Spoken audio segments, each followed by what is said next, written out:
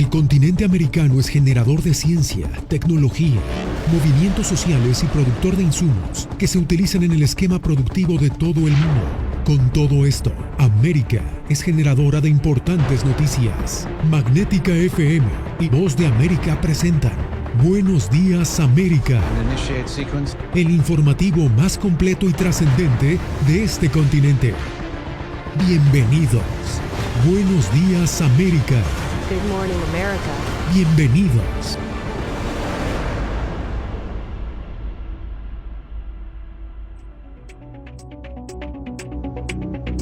¿Qué tal? Desde Washington les doy la bienvenida. Ucrania pasó a contraatacar en el noreste de su territorio, impulsado por las sofisticadas armas y la artillería de largo alcance que Occidente le ha proporcionado. Entre tanto, Rusia podría intensificar su invasión este mismo fin de semana. Jacopo Luzzi nos trae lo más reciente.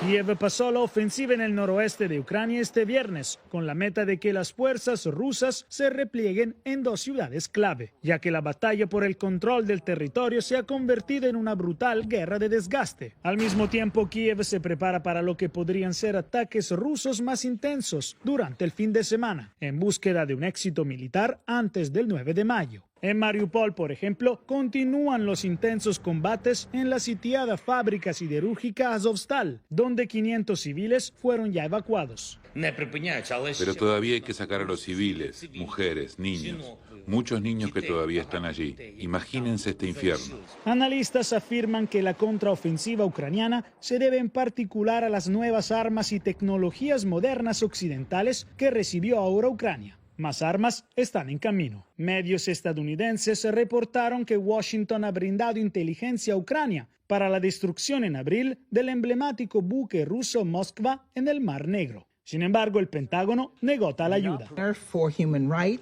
Entre tanto, en las Naciones Unidas, su principal funcionaria de derechos humanos reveló que se han documentado decenas de casos en los que las fuerzas rusas atacaron y abusaron a civiles ucranianos.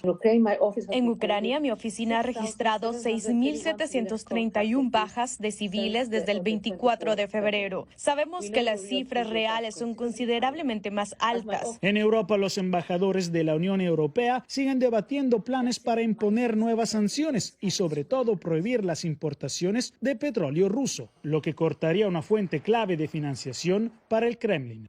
Jacopo Luzzi, Voz de América. Y las sanciones económicas de Occidente sobre Rusia han interrumpido el comercio y congelado aproximadamente la mitad de las reservas estatales de oro y divisas de ese país. El gobierno de Vladimir Putin estaría utilizando ahora todas sus cartas para estabilizar su divisa. Según analistas, la escasez de suministros comenzará a afectar a la industria rusa en los próximos meses debido a las sanciones de Occidente. Por ahora, el gobierno ruso ha logrado frenar la caída de su moneda, el rublo, algo que Moscú está utilizando como herramienta de propaganda para el consumo nacional, indica la experta Agania Grigas. Rusia está tratando de eludir las sanciones en términos de sanciones bancarias internacionales y también está tratando de apuntalar el rublo. Aparte de eso, creo que también es un esfuerzo por mostrarle al público nacional ruso que todavía Vladimir Putin tiene el control, que puede hacer el rublo una moneda deseable, porque recordemos, el rublo cayó dramáticamente. Las sanciones económicas impuestas por los países occidentales a Rusia han interrumpido el comercio y congelado aproximadamente la mitad de las reservas estatales de oro y divisas de Rusia. Pero el tema energético podría llevar el impacto a otro nivel si los países europeos bloquean la dependencia del gas ruso. Creo que pueden eliminar gradualmente el gas ruso en 1 o 2 años. Creo que ciertamente es factible para todos los países dentro de la Unión Europea y para muchos países es factible tomar esa decisión. Los esfuerzos restrictivos de Estados Unidos y sus aliados, sin embargo, no han logrado que Rusia desista de sus intenciones bélicas, que según funcionarios de inteligencia podrían pasar a otro nivel el 9 de mayo. Gesell Tobías, Voz de América, Washington. En otras noticias, el presidente mexicano Andrés Manuel López Obrador llegó este viernes a El Salvador como parte de su gira por Centroamérica. En su paso por Guatemala lanzó duras críticas contra Estados Unidos. Eugenia Sagastume nos amplía. Ya se aprobaron más de 30,000 millones de dólares para apoyar en la guerra a Ucrania y llevamos 4 años planteando que se apoye con 4,000 millones de dólares y hasta el día de hoy no hay nada. Así, el presidente mexicano Andrés Manuel López Obrador criticó a Estados Unidos por no aprobar recursos para Centroamérica. Me parece, lo digo sinceramente, inexplicable que en Washington, en el Capitolio, se haya retrasado tanto la aprobación. Estas declaraciones fueron parte del mensaje que López Obrador dio junto al presidente Alejandro Yamatei en Guatemala, el mismo día que la primera dama mexicana asistía a una recepción en la Casa Blanca por el 5 de mayo. La gira continúa este viernes en El Salvador, resaltando la necesidad de apoyo internacional para crear oportunidades en los puntos de partida de los migrantes. Solo con la cooperación internacional lograremos poner un punto final al doloroso fenómeno de la migración.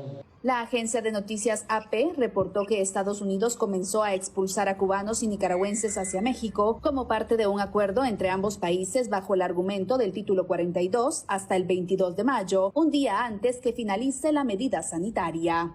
Eugenia Sagastume, Voz de América, Guatemala. Y a propósito del presidente mexicano, ya son 9 los periodistas asesinados en ese país, en su país, en lo que va corrido del año.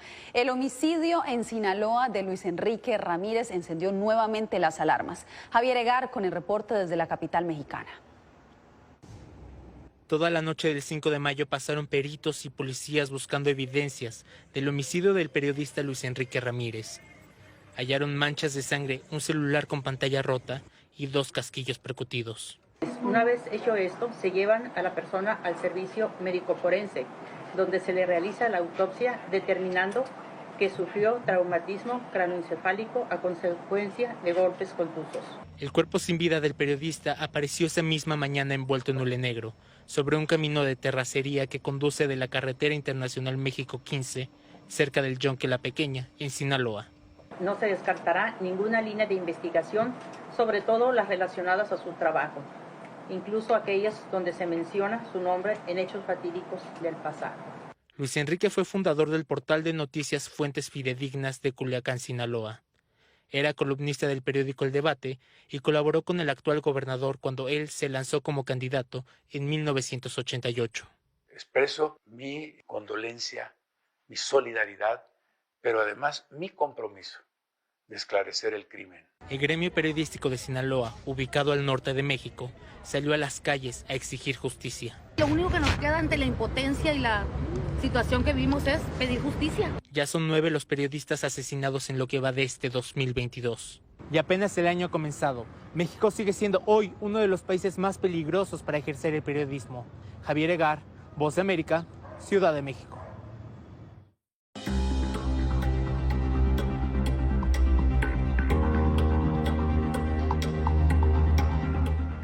Controversia han generado las declaraciones del gobernador de Texas, Greg Abbott, tras asegurar en un programa de radio que planea impugnar un histórico fallo de la Corte Suprema que hace décadas estableció que los estados deben brindar educación pública gratuita a todos los niños, incluidos los migrantes indocumentados. El mandatario tejano enfatizó que la carga económica es enorme y, según él, las cosas han cambiado desde que se aprobó ese fallo del máximo tribunal al caso Plyer versus Doe. Las acciones del gobierno ruso no solo han impactado a los ucranianos, su propio pueblo sufre las consecuencias de la guerra. Celia Mendoza, quien en esta tercera entrega de su serie especial De Frontera a Frontera, nos acompaña hoy para hablarnos de la odisea que pasan muchos rusos que encuentran las puertas cerradas en este momento. Así es, Yasmín. Desde el inicio de la guerra, los rusos también se han visto afectados con el cierre de aeropuertos, con la incapacidad de tener acceso a sus fondos, y muchos de ellos, como los ucranianos, terminaron llegando a la frontera sur de los Estados Unidos, a Tijuana. Un grupo de alrededor de 35 de ellos al inicio de esta crisis tuvo la oportunidad de entrar a los Estados Unidos. Sin embargo, la mayoría de aquellos que han llegado después, incluida Leila, una joven rusa que habló con La Voz de América, simplemente han tenido que acudir a otros métodos para poder garantizar su entrada a los Estados Unidos en busca de esa seguridad y también para sobrepasar las medidas sanitarias que fueron implementadas al inicio de la pandemia y que es conocida como el Título 42.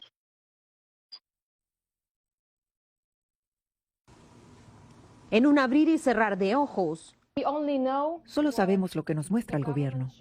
la vida de Leila Kolesnikova, una influencer rusa de 27 años que vivía en Ivanovo, Rusia, cambió para siempre.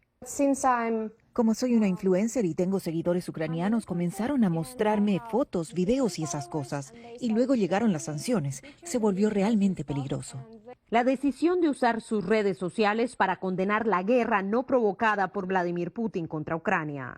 Hablé en contra de la situación, en contra del gobierno y me amenazaron.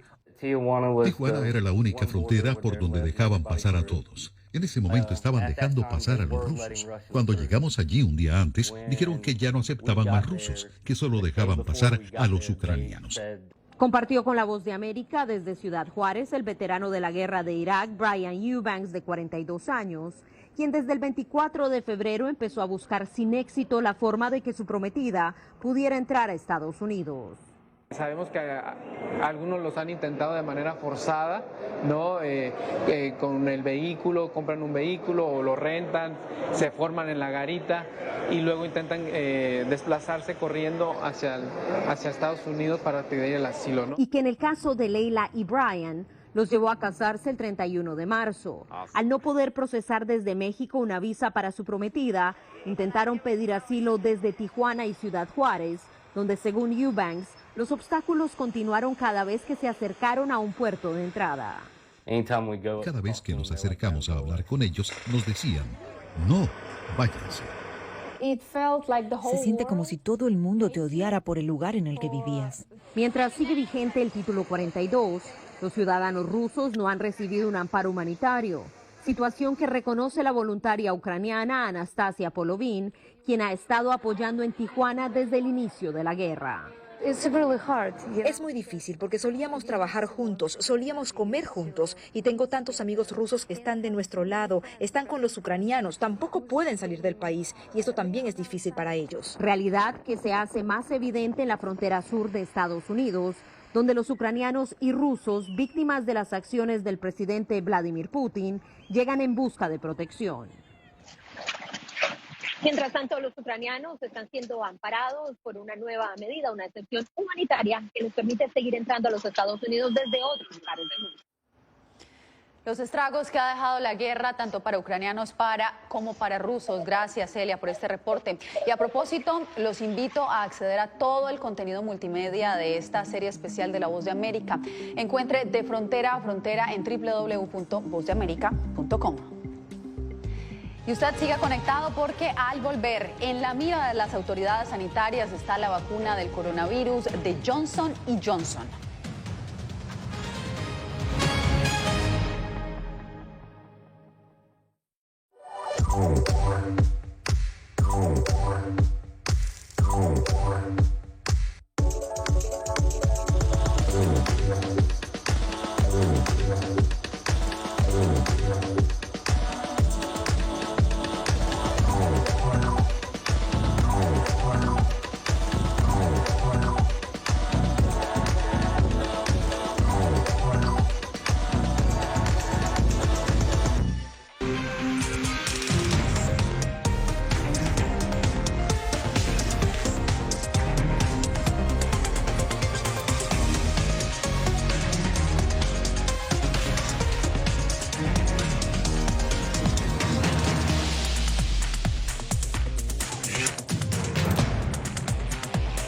Venezuela 360, cada semana por La Voz de América.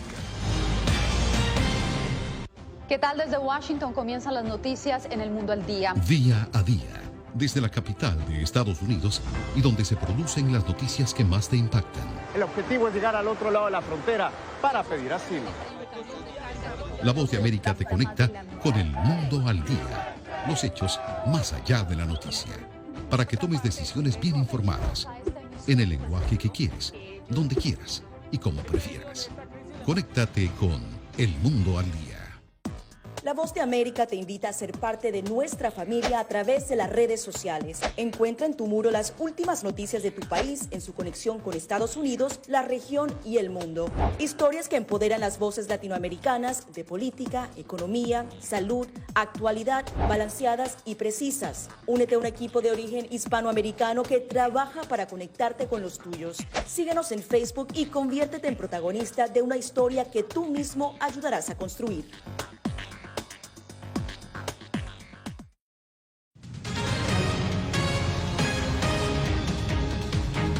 Nuevas limitaciones para aplicar la vacuna contra el coronavirus de Johnson & Johnson, anunció la FDA. Esta es la segunda objeción sobre su uso de emergencia, como nos informa Laura Sepúlveda.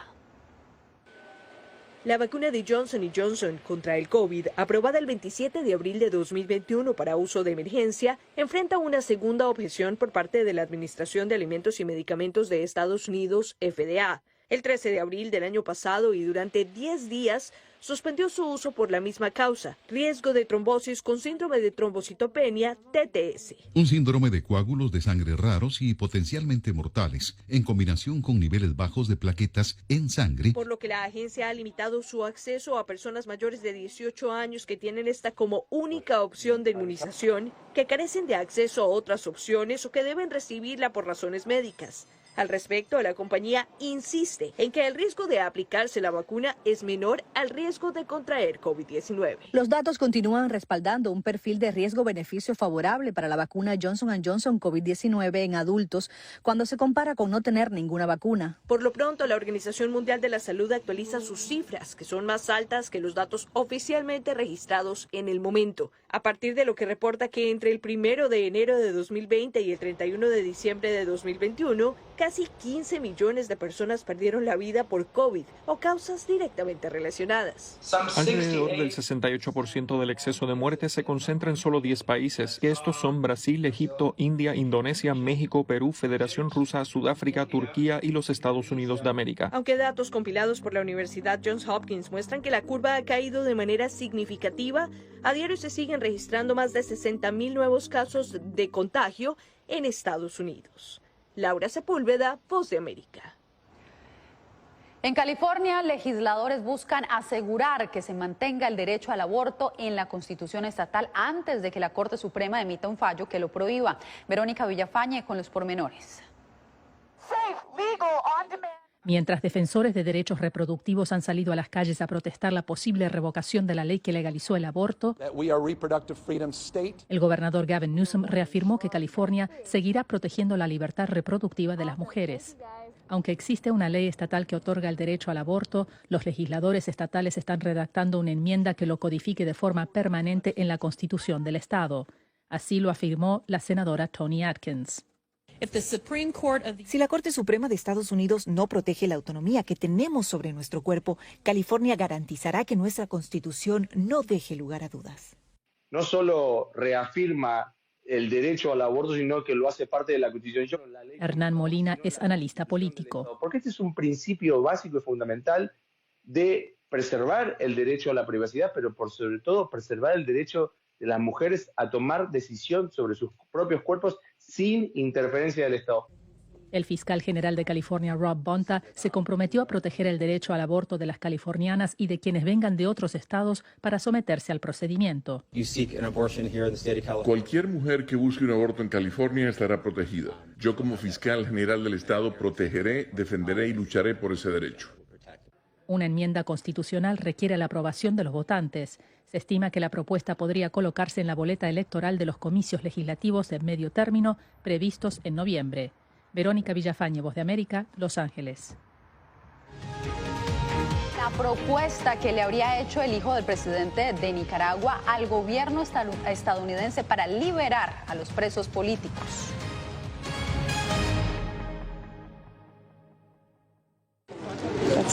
Es increíble. No encuentro palabras para explicar esto. No solamente que no tienen casa, han perdido a sus familias, pero han perdido a su país. Los pasos de su travesía, sus motivaciones y sueños, ucranianos y latinos, se unen en territorio fronterizo que separa a Estados Unidos y México cuando una era llega a su fin y otra comienza a construirse paso a paso. Vea De Frontera a Frontera, una serie especial de La Voz de América.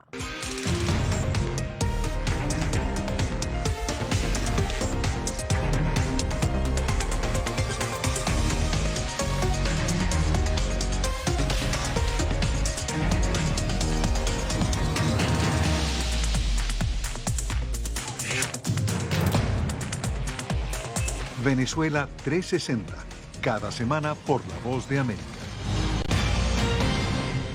¿Qué tal? Desde Washington comienzan las noticias en El Mundo al Día. Día a día, desde la capital de Estados Unidos y donde se producen las noticias que más te impactan. El objetivo es llegar al otro lado de la frontera para pedir asilo. La Voz de América te conecta con El Mundo al Día. Los hechos más allá de la noticia. Para que tomes decisiones bien informadas. En el lenguaje que quieres, donde quieras y como prefieras. Conéctate con El Mundo al Día.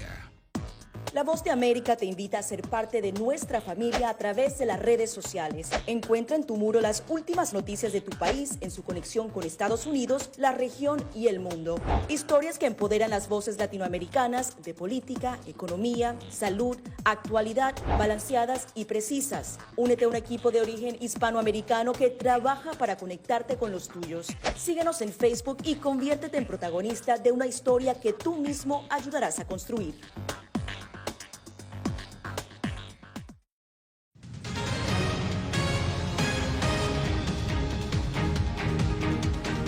Expectativa ha generado un supuesto intento de acercamiento por parte de Nicaragua a Estados Unidos. Donaldo Hernández tiene la información. Estados Unidos confirmó que mantiene abierto un canal de comunicación con el gobierno de Daniel Ortega. Un portavoz del Departamento de Estado informó a La Voz de América que a pesar de la intención de Washington de mantener una negociación, Managua ha puesto resistencia. Mantenemos un rango de comunicación bilateral con el régimen y continuaremos presionando por la liberación de los presos políticos. Si bien permanecemos abiertos a discusiones francas, el régimen de Ortega Murillo no ha mostrado seriedad en su propósito hacia un diálogo genuino. Ellos dicen que odian al imperio, pero no pueden vivir sin el imperio. Arturo Macfield, el ex embajador de Nicaragua en la OEA, que el mes pasado denunció al gobierno de Ortega durante una sesión del Consejo Permanente, asegura que una negociación con Estados Unidos es inevitable. La relación con Estados Unidos es la más importante que ellos tienen. Que no lo reconozcan en público es otra historia. Otros analistas coinciden con Macfield en que las sanciones impuestas al gobierno de Daniel Ortega están aislando a Nicaragua. Eventualmente van a tener que ceder porque Ortega no puede seguir con esta deriva autoritaria eternamente, es insostenible. El gobierno nicaragüense sigue sin pronunciarse sobre la publicación del periódico The New York Times, el cual reveló que Laureano Ortega, hijo del mandatario nicaragüense, propuso a Estados Unidos liberar a los presos políticos a cambio de que levanten las sanciones. Donaldo Hernández, Voz de América. En Venezuela, las dificultades económicas han llevado a los ciudadanos a asumir oficios no convencionales para poder sacar adelante a sus familias. Algunos han encontrado en los desechos una vía para obtener ingresos. Adriana Núñez con la información.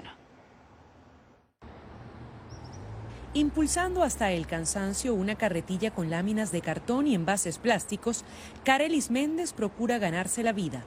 Semanalmente reúne kilos de estos desechos para venderlos a empresas que los reutilizan. Con esto sustento todo, mi casa, mis niños, el colegio, todo. Por cada tonelada de cartón le pagan $90 y por cada 10 kilos de plástico unos $5. Pero es imposible para ella conseguir y trasladar ese peso en un solo día. No en vano camina durante horas por fábricas y tiendas para almacenar la mayor cantidad de material posible. Yo llego a veces a las 8 de la noche para poder conseguir el sustento de mis hijos como tal, porque no es nada más una carretilla llena de cartones y de papel, es todo un día para poder hacer lo que más o menos uno cree que puede hacer. En la misma zona industrial donde Carelis se mueve, otros 50 hombres y mujeres ejercen el oficio de recicladores. Nadie le ha trabajado a uno, pero yo he metido currículum en varias empresas y me han dicho que no, que más bien lo que hacen es botar a la gente y broma. Algunos de ellos calculan que pueden ganar $40 por semana, un monto que supera el salario promedio del venezolano con empleo formal. De las 5 de la mañana hasta la hora que no toques. Para esta joven de 27 años no ha sido un buen día. La lluvia de la mañana le arruinó la mercancía, pues el cartón mojado se compra a un precio más bajo. Sin embargo, continúa empujando su carreta para poder juntar el dinero que requiere para alimentar a sus 3 hijos. Adriana Núñez Rabascal, Voz de América, Caracas. En breve les contamos cómo los exportadores de flores ecuatorianos se preparan para la celebración del Día de la Madre este fin de semana.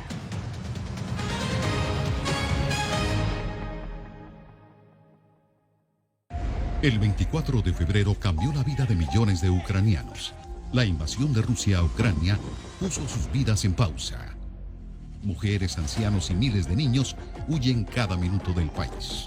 Con Celia Mendoza y Julia Riera, La Voz de América documenta desde Polonia esta crisis humanitaria sin precedentes en Europa desde la Segunda Guerra Mundial. Vidas en pausa. Encuéntralo en vozdeamerica.com.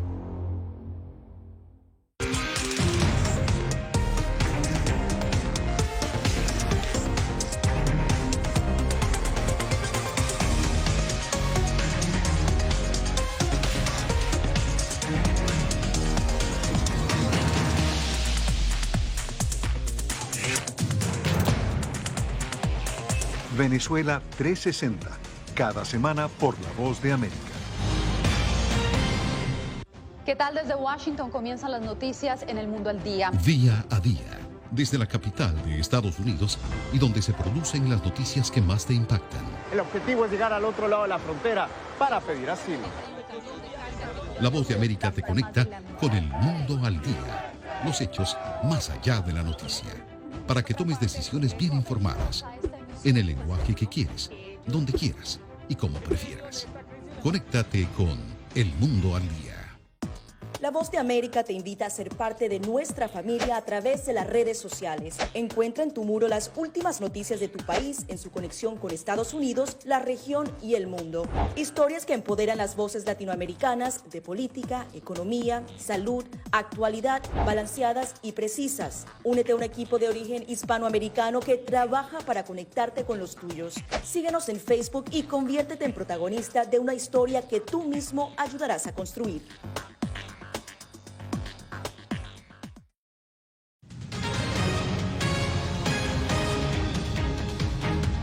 Este fin de semana se celebra el Día de la Madre, una fecha que junto a la de San Valentín le representa enormes ventas a los productores de flores. Pues desde Quito, Néstor Aguilera nos informa cómo se proyectan las exportaciones en Ecuador este año.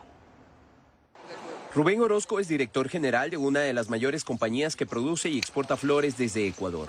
Es optimista por las ventas alcanzadas en las últimas semanas, especialmente Estados Unidos. El sector ha experimentado un crecimiento sostenido durante los últimos 2 años a pesar de la contracción generada en el mercado internacional al inicio de la pandemia por el COVID-19. El año anterior, durante toda la temporada de madres, logramos exportar 16 millones de tallos y este año logramos una meta de 17.7 millones de tallos. Explica que la actividad en el sector ha sido afectada por el incremento del precio del petróleo, los fletes y fertilizantes, lo que ha incidido en los costos de producción.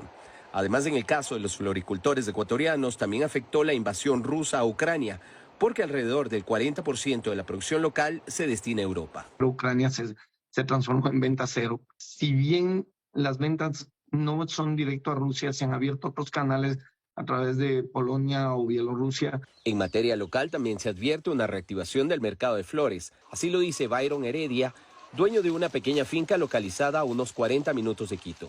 El Valentín americano, Día de la Mujer Rusia, estuvo bien. Lo de madres, pasamos una temporada bastante aceptable, digamos rentable.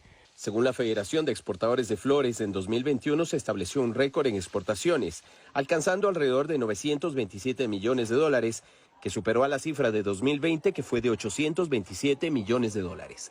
Néstor Aguilera, Voz de América, Quito. Y con esta historia nos despedimos por hoy. Feliz Día de la Madre a todas las que nos acompañan y recuerda sintonizarnos nuevamente el lunes. Les informó Yasmín López. Gracias por tu atención. Al momento estás enterado de lo más relevante en materia informativa en el continente americano y su relación con el resto del mundo. Esto fue Buenos Días América, una producción de Voz de América, presentado por Magnética FM.